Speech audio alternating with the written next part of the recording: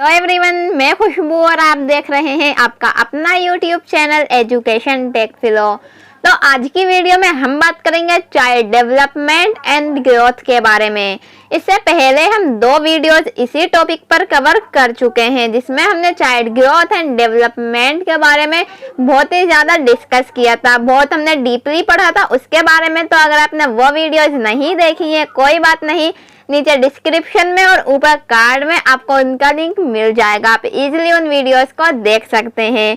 और डीएलएड के बाकी और जो सब्जेक्ट हैं हमारे art education, work education and EVS का जो हमारे टॉपिक्स हैं वो भी हम कवर कर चुके हैं, तो उनके लिंक भी आपको नीचे डिस्क्रिप्शन में मिल जाएंगे।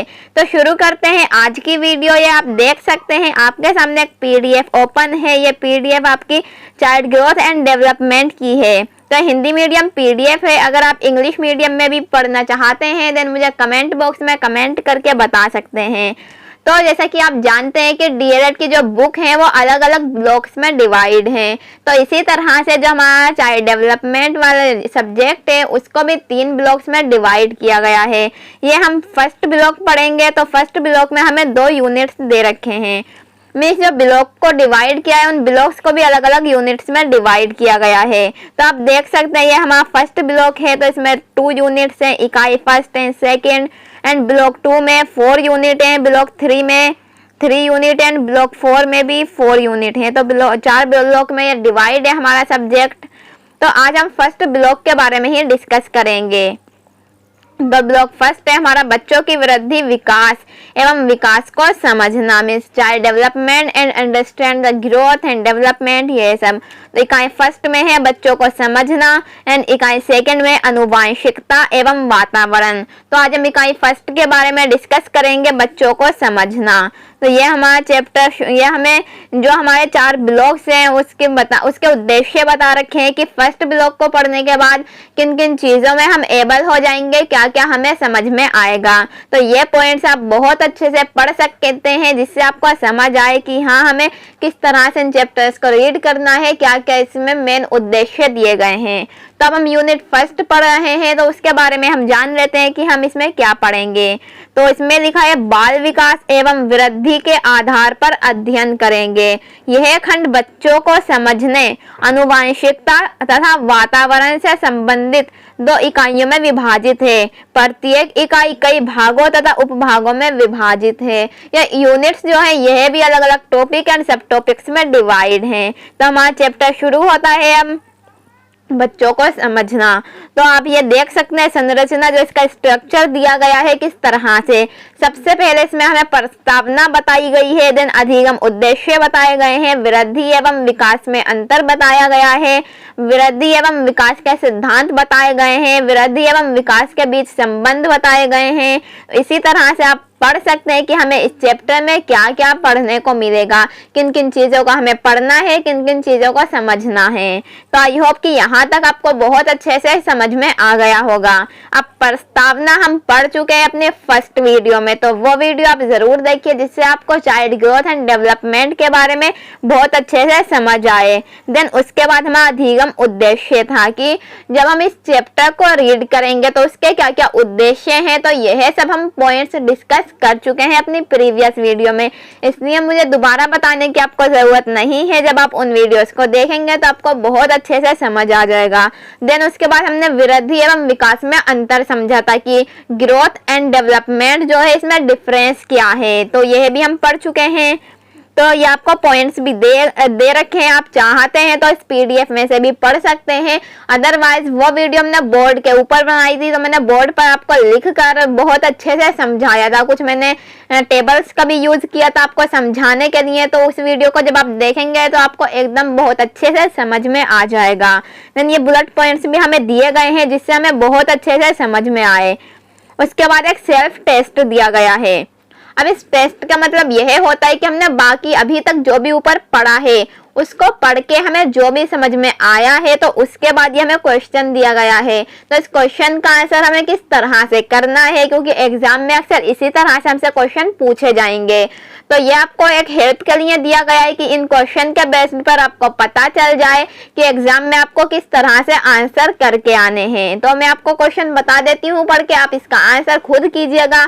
चाहे तो आप मुझे कमेंट बॉक्स में कमेंट करके भी बता सकते हैं।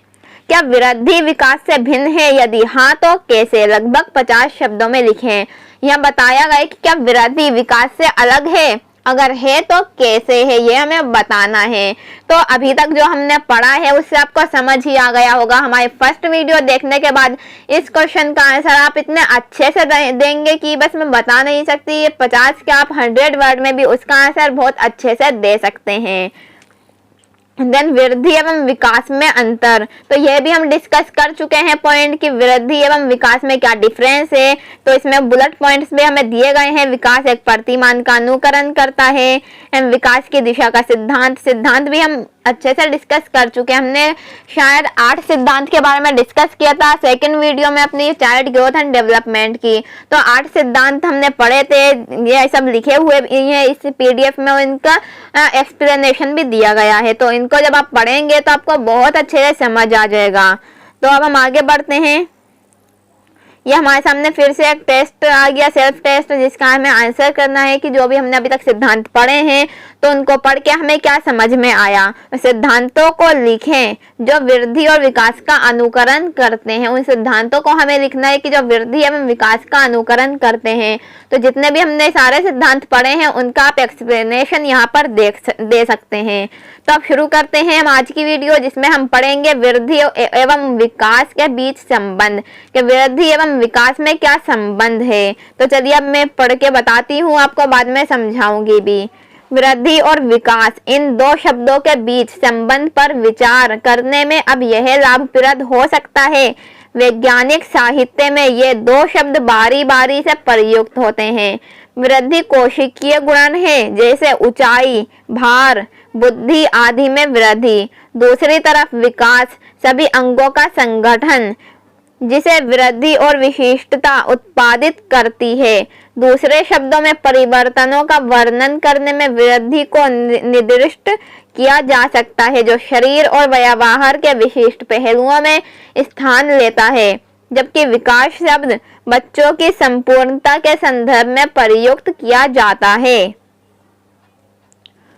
तो अब इस पैराग्राफ को जो हमने पढ़ा है इससे हमें यह समझ आए कि वृद्धि और विकास जो हैं एक दूसरे के पूरक हैं, बट जो वृद्धि है वह शॉर्ट टर्म में होने वाली प्रक्रिया है, पर जो विकास है ये लॉन्ग टर्म की प्रक्रिया है। जब से हम पैदा होते हैं और हमारी मृत्यु तक विकास लगातार चलता रहता है, क्योंकि हम हर रोज कुछ ना कुछ सीखते हैं, कुछ ना कुछ करते हैं। कभी हम कुछ हमें घटित होता है, कुछ बढ़ता है, कुछ घटता है। तो इसी तरह से विकास एक लगातार चलने वाली प्रक्रिया है। बट दूसरी ओर अगर हम वृद्धि की बात करें तो वृद्धि को किन किन चीजों से नापा जाता है?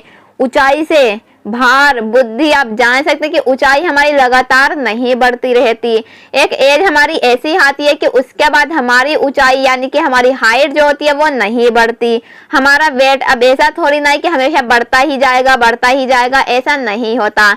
एक टाइम पीरियड ऐसा होता है जिसमें हमारा जो वेट बढ़ना होता है वो रुक जाता है। तो यहाँ पर यही बताया गया कि वृद्धि एक टाइम पीरियड में आकर रुक जाती है, बट जो हमारा विकास है यानी कि डेवलपमेंट है वो कभी भी नहीं रुकती।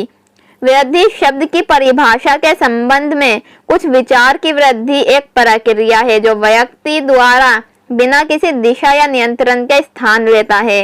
वृद्धि परिपक्वता के साथ साथ अधिगम दोनों पर निर्भर करता है। समय के परिणाम स्वरूप मांसपेशियों और स्नायु संबंधी प्रणाली में परिपक्वता परिवर्तनों को निर्दिष्ट करता है और अधिगम व्यक्ति पर कार्यरत उपयुक्त पर्यावरणीय बलों की क्रिया को निर्दिष्ट करता है। तो आप पढ़ सकते हैं। यह हमने फर्स्ट वीडियो में बहुत ही ज्यादा डीपली डिस्कस किया था कि वृद्धि और विकास में क्या संबंध है, किस तरह से ये एक दूसरे के पूरक हैं या एक दूसरे के विरुद्ध हैं, किस तरह से ये कार्य करते हैं हमारी लाइफ में, सब कुछ। तो ये आप खुद पढ़ सकते हैं, आपको बहुत अच्छे से समझ आ जाएगा। हमारे सामने अब ये सेल्फ टेस्ट थर्ड दिया गया है, आप इसको भी पढ़ सकते हैं। इसमें आपको बताना है आप वृद्धि और विकास को कैसे संबंध करते हैं, कि वृद्धि और विकास में क्या संबंध है। मीन्स जैसे कि हमने पढ़ा था कि वृद्धि और विकास दोनों एक दूसरे के पूरक हैं। अगर वृद्धि नहीं होगी तो विकास नहीं होगा, विकास नहीं होगा तो हमारी वृद्धि नहीं होगी, क्योंकि जब तक हम बड़े नहीं होंगे, हमारी हाइट नहीं बढ़ेगी, हमारा वेट नहीं बढ़ेगा, हमारी बुद्धि नहीं बढ़ेगी, तब तक हमारे अंदर डेवलपमेंट की कोई संभावना ही नहीं होती। और हमारे अंदर जब डेवलपमेंट होगी तो वृद्धि तो उसके साथ में ही होगी। तो इसीलिए लॉन्ग टर्म, ये हमारा जो लॉन्ग टर्म डेवलपमेंट है, इसी में शॉर्ट टर्म जो हमारी ग्रोथ है वो ऐड की जाती है। इसीलिए दोनों को एक ही माना जाता है, इनमें अंतर नहीं किया जाता। देन उसके बाद हमारा नेक्स्ट पॉइंट है वृद्धि एवं विकास को प्रभावित करने वाले कारक, कि वृद्धि और विकास जो इनको प्रभावित करने वाले कौन कौन से कारक हैं। तो हम पढ़ लेते हैं यह भी। संकल्पन से पहले एक माँ के गर्भाशय में जीवन की शुरुआत, मानव सत्ता की वृद्धि और विकास आंतरिक एवं बाह्य रूप में विस्तृत रूप से वर्गीकृत विविध कारकों द्वारा प्रभावित होते हैं। हम नीचे इन कारकों पर विचार करते हैं। यहाँ बताया गया कि हमारे जन्म से पहले जब माँ के गर्भ में होते हैं, जब भी हमारे जीवन की शुरुआत हो जाती है, तभी हमें जो हमारी ग्रोथ को, हमारी डेवलपमेंट को प्रभावित करने वाले कारक स्टार्ट हो जाते हैं। अब वो क्या कारक है वो हम पढ़ेंगे। तो सबसे पहले हम आंतरिक कारक के बारे में पढ़ेंगे कि आंतरिक कारक कौन से हैं जिससे हम प्रभावित होते हैं। सबसे पहले अनुवांशिक कारक। अनुवांशिक में तो अनुवांशिक कारक में जो हमारे वंशानुगत चले आ रही है, जैसे कि कोई बीमारी है, किसी को कोई प्रॉब्लम है जो कि वंशानुगत में पिता के बेटे और उनके बेटे, फिर इसी तरह से जो हमारे वंशानुगत चीजें चली आती हैं, कोई भी प्रॉब्लम चली आती है तो उसके कारण भी हमारा जो ग्रोथ एंड डेवलपमेंट है उसमें फर्क पड़ता है। उसमें वो भी एक कारक होता है जो हमारी ग्रोथ और डेवलपमेंट को रोक सकता है। एंड उसके बाद जैविक या संवैधानिक कारक। अब जैविक या संवैधानिक कारक से आप समझ ही गए होंगे, मीन्स कोई भी ऐसी दुर्घटना घट जाती है, कोई एक्सीडेंट वगैरह हो जाता है तो उससे कोई प्रॉब्लम आ जाती है, या फिर जब बच्चा एक माँ के गर्भ में होता है तो सूर्य ग्रहण या चंद्र ग्रहण पड़ जाता है तो उससे भी प्रॉब्लम हो जाती है बच्चे में। तो यही बताया गया है। देन बुद्धि आप जानते हैं, बुद्धि तो सभी में बराबर, बट उसमें जो हम कह सकते हैं कि अक्ल जो होती है वो सभी में एक जैसी नहीं होती। माइंड सबके पास है बट जो सोचने की क्षमता है वो सबकी अलग अलग ही होती है। देन भावनात्मक कारक। अब ये आप समझ गए होंगे, सोचने समझने की क्षमता होती है, किसी चीज को फील करने की सभी में अलग अलग होती है। कोई किस तरह से सोचता है, कोई किस तरह से। तो ये हमारी अंदर की चीजें हैं, इन्हें सिर्फ हम खुद ही प्रभावित करते हैं, या फिर हमारे सोचने समझने से किसी कोई घटना घट जाती है तो उससे हम प्रभावित होते हैं। इसमें किसी का कोई रोल नहीं होता। न सामाजिक प्रकृति। अब समाज में हम जिस तरह से लोगों को देखेंगे वही हमारी प्रकृति बन जाती है, हम उसी तरह से सोचने और कार्य करने लगते हैं। देन उसके बाद हमें यहाँ डिस्कस करके बताया गया, एक्सप्लेन किया गया है इन कारकों को कि अनुवांशिक कारक क्या होते हैं। तो आप ये आप पढ़ सकते हैं खुद बहुत अच्छे से। देन जैविक और संवैधानिक कारक यहाँ बताए गए हैं। उसके बाद बुद्धि के बारे में भी हमें एक्सप्लेन किया गया है कि बुद्धि से किस तरह से हम पे क्या कारक है बुद्धि का भी। एंड भावनात्मक कारक भी हमें बताए गए हैं। अब इसके बाद हम बात डिस्कस करेंगे हम कारक, बाहर के जो कारक होते हैं जो हमारी ग्रोथ एंड डेवलपमेंट को प्रभावित करते हैं उसके बारे में। तो सबसे पहले हम एक बार इसके बारे में एक्सप्लेनेशन पढ़ लेते हैं। एक व्यक्ति के बाहर उसके वातावरण में स्थित कारक उसकी वृद्धि एवं विकास को प्रभावित करने वाले बाह्य कारक कहलाते हैं। एक बच्चा जब समझना शुरू कर देता है उसके तत्काल बाद ये कारक वृद्धि एवं विकास को प्रभावित करने की अपनी भूमिका शुरू करते हैं। ये निम्नलिखित में शामिल कर सकती है। यहाँ बताया गया है कि जब एक बच्चा पैदा हो जाता है, इस दुनिया में आ जाता है, उसके बाद जो वातावरण उसे प्रभावित करता है उनके बारे में अब हम डिस्कस करेंगे। तो सबसे पहले माँ के गर्भाशय में वातावरण, जो वातावरण है तो एक बार इसके बारे में भी मैं पढ़ के बता देती हूँ। जो पोषण एक बच्चे को उसकी माँ के गर्भाशय में संकल्प से लेकर जन्म तक उपलब्ध होता है वह उसकी वृद्धि एवं विकास के दृष्टिकोण से बहुत महत्वपूर्ण होता है। इस अवधि से संबंधित कुछ कारक नीचे उद्धृत हो सकते हैं। गर्भावस्था के दौरान माँ का शारीरिक एवं मानसिक स्वास्थ्य, गर्भाशय में एक या अधिक बच्चे पोषित होना, गर्भाशय में भ्रूण द्वारा प्राप्त पोषण की गुणवत्ता और मात्रा, हानिप्रद विकिरण या किरणों से भ्रूण प्रभावित हुआ है या नहीं, सामान्य या असामान्य प्रसव, गर्भाशय में बच्चे को कोई नुकसान या दुर्घटना। तो ये आप समझ ही गए होंगे कि जब हम पैदा नहीं होते, अपनी माँ के पेट में होते हैं, तो क्या क्या चीजें हमें प्रभावित करती हैं। देन उसके बाद जन्म के बाद उपलब्ध वातावरण की, जब हम इस दुनिया में आ जाते हैं तो उसके बाद क्या क्या वातावरण हमें प्रभावित करते हैं। तो सबसे पहले जो कारक है इसमें जीवन में दुर्घटनाएं एवं घटनाएं, कि हमारे जीवन में जो भी दुर्घटनाएं या घटनाएं होती हैं वो सामाजिक, भावनात्मक, नैतिक या शारीरिक किसी भी टाइप की हो सकती हैं, तो उससे हम बहुत ज्यादा प्रभावित होते हैं। जैसे कि एक व्यक्ति की वृद्धि और विकास उसके जीवन में घटित अच्छी एवं बुरी घटनाओं एवं दुर्घटनाओं से बहुत प्रभावित होती है। कभी कभी एक छोटी सी चोट या घटना उसके जीवन के संपूर्ण विकास को परिवर्तित कर सकता है। उदाहरण के लिए यदि एक बच्चे की स्नायुविक प्रणाली एक दुर्घटना में क्षतिग्रस्त हो जाती है तो उसके मानसिक विकास को बाधित करेगा और क्रमशः उसके अन्य क्षेत्रों सामाजिक, भावनात्मक, नैतिक और शारीरिक के विकास को प्रभावित करेगा। तो आपको समझ ही आ गया होगा कि बाहर का वातावरण हमें किस तरह से प्रभावित करता है। देन उसके बाद भौतिक वातावरण, चिकित्सीय देखभाल और पोषण की गुणवत्ता, इन सभी चीजों से भी हमारा जो ग्रोथ एंड डेवलपमेंट है वो बहुत ज्यादा प्रभावित होता है। तो इसके बारे में भी हम पढ़ लेते हैं जिससे हमें बहुत अच्छे से समझ में आ जाए। एक बच्चे की वृद्धि एवं विकास उसके जीवन और कार्य के लिए उपलब्ध उसके भौतिक वातावरण, चिकित्सकीय देखभाल और पोषण से वृहद रूप से प्रभावित होता है। इनमें खुला स्थान, संतुलित आहार, अच्छी जीवनचर्या, अच्छी कार्य स्थितियां और उचित चिकित्सीय देखभाल सम्मिलित हैं। इन वस्तुओं की उचित उपलब्धता पर आधारित वृद्धि एवं विकास के शिखर को वह प्राप्त करेगा।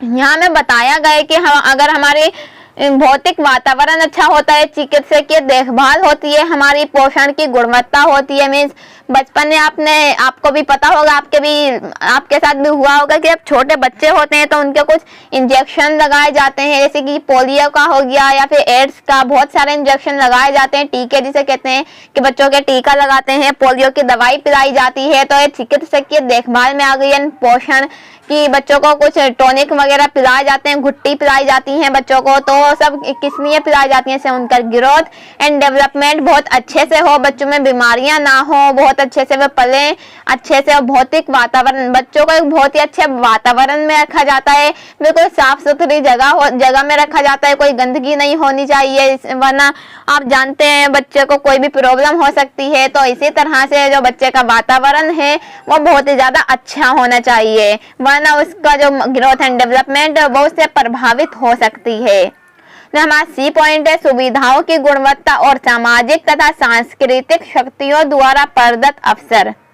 एक बच्चा इस सामाजिक एवं सांस्कृतिक वातावरण से अपनी शक्ति की वृद्धि एवं विकास के लिए जो प्राप्त करता है वह उसकी समझ के संपूर्ण विकास को प्रभावित करता है।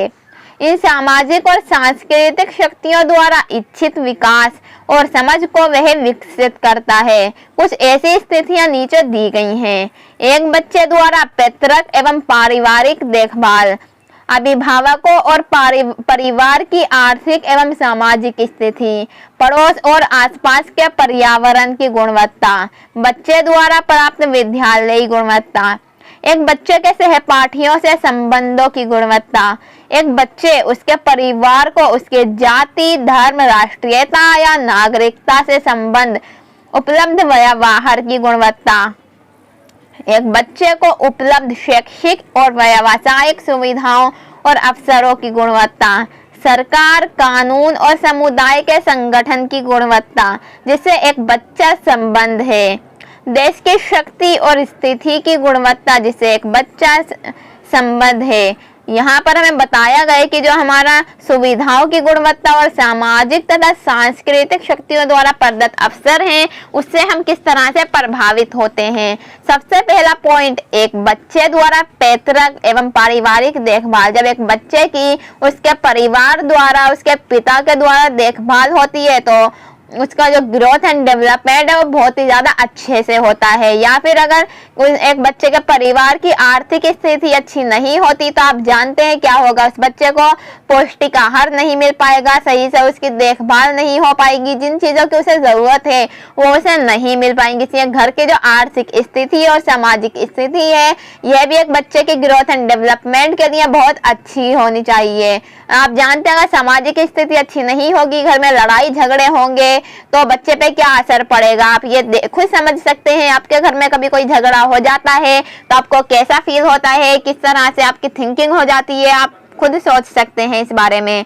देन थर्ड पॉइंट है पड़ोस और आसपास के पर्यावरण की गुणवत्ता। अब पड़ोस में जो हमारे नेबर्स होते हैं, हमारे पड़ोसी होते हैं, अगर उनमें रोजाना लड़ाई झगड़े होंगे, कोई मारपीट होगी या फिर में कुछ भी हो सकता है तो उनका वहाँ का पर्यावरण भी हमारा अच्छा होना जरूरी है। लोग अच्छे होने जरूरी है क्योंकि अपने आसपास के लोगों से ही हम ज्यादा सीखते हैं। देन बच्चों द्वारा प्राप्त विद्यालयी गुणवत्ता। अब आप स्कूल में जाते हैं, कितनी सारी चीज आप स्कूल में सीखते हैं, क्योंकि हर चीज हम ज्यादातर तो स्कूल में ही सीखते हैं। जो हम बाहर की दुनिया देखते हैं वो हम स्कूल से ही देखना शुरू करते हैं। फिर बाद में हमारे स्कूल के जो हमारे फ्रेंड्स होते हैं उनके द्वारा हमारे फ्रेंड्स इतने सारे बन जाते हैं। हमारे क्लासमेट्स होते हैं, उनके साथ का हमारा बिहेवियर किस तरह है, किस तरह से हम सबके साथ रहते हैं, सबके साथ खेलते हैं, तो इससे भी हमारा ग्रोथ एंड डेवलपमेंट बहुत ज़्यादा अच्छे से होता है। देन उसके बाद एक बच्चे, उसके परिवार को उसकी जाति, धर्म, राष्ट्रीयता या नागरिकता से संबंध उपलब्ध व्यवहार की गुणवत्ता। अब किसी जाति, धर्म, अगर कोई छुआछूत होगी, जाति में भेदभाव होगा तो उसके द्वारा भी बच्चे पर बहुत ज्यादा असर पड़ेगा। देन जो उसकी सुविधाएं, व्यावसायिक सुविधा, शैक्षिक, जो उसको अगर अच्छी शिक्षा उपलब्ध नहीं होगी और कार्य करने के लिए एक अच्छी सुविधा नहीं होगी, अवसरों की गुणवत्ता नहीं होगी तो उस बच्चे का माइंड ज्यादा डेवलप नहीं कर पाएगा, ज्यादा ग्रोथ उसका माइंड नहीं कर पाएगा। और सरकार, कानून और समुदाय के संगठन की गुणवत्ता। आप जानते हैं कि हमारा जो सिस्टम है, हमारी सरकार है और पुलिस होती है, कानून है और समुदाय, सब का भी असर बहुत ज़्यादा हमारे माइंड पर पड़ता है। क्योंकि अभी कहीं पर दंगे हो रहे हैं, कुछ सरकार ने कोई कानून बनाया है तो उससे भी आप जानते हैं कितना ज़्यादा फर्क पड़ता है। एनआरसी ये आया था तो सब पर कितना ज़्यादा फर्क पड़ा, आप देख ही सकते हैं खुद। देन देश की शक्ति और स्थिति की गुणवत्ता। देश की जो शक्ति है, जो देश की स्थिति है, इस वक्त आप देख सकते हैं कोविड-19 की वजह से सभी लोगों पर क्या असर पड़ रहा है, सबकी ग्रोथ एंड डेवलपमेंट में क्या असर पड़ रहा है। सभी का काम ठप हो गए हैं, अपने घरों में है, कोई अपने कार्य सही से नहीं कर पा रहा है। लोग ज़्यादातर घर में आप देख सकते हैं उनकी जो एक्सरसाइज थी वो नहीं हो पा रही है, तो लोग ज़्यादातर मोटे हो गए हैं घर में, या फिर कुछ टेंशन की वजह से बहुत ज़्यादा कमज़ोर हो गए हैं, किसी को कोई डिजीज़ भी हो गई है, तो इसी तरह से आप देख सकते हैं खुद। देन उसके बाद हमें एक और टेस्ट दिया गया है, प्रगति जांच 4। ये हमारा सेल्फ टेस्ट 4 है, तो इसका भी आंसर आपको करना है। क्वेश्चन में पढ़ के बता देती हूँ। बच्चों में वृद्धि और विकास को प्रभावित करने वाले दो मुख्य कारक का लगभग 75 शब्दों में विस्तार प्रतिपादन करें। तो यहाँ में बच्चों में वृद्धि और विकास को प्रभावित करने वाले दो मुख्य कारक। अब दो मुख्य कारक क्या होंगे हमारे, एक बाह्य कारक, एक बाहर के कारक, एक आंतरिक कारक। तो इन दोनों में जो भी कारक आते हैं उन्हें भी आप एक्सप्लेन कर सकते हैं, छोटे छोटे पॉइंट्स बना के जिससे आपको आंसर लिखने में बहुत ज़्यादा हेल्प मिलेगी और आप अच्छे मार्क्स भी गेन कर सकते हैं। तो आज की वीडियो में बस इतना ही। आगे का चैप्टर कंटिन्यू करेंगे हम अपनी नेक्स्ट वीडियो में, तो उस वीडियो को भी ज़रूर देखिए। अगर वीडियो अच्छी लगी हो तो लाइक ज़रूर करें और इसी तरह से रोजाना मेरे से पढ़ने के लिए हमारे चैनल को सब्सक्राइब ज़रूर करें।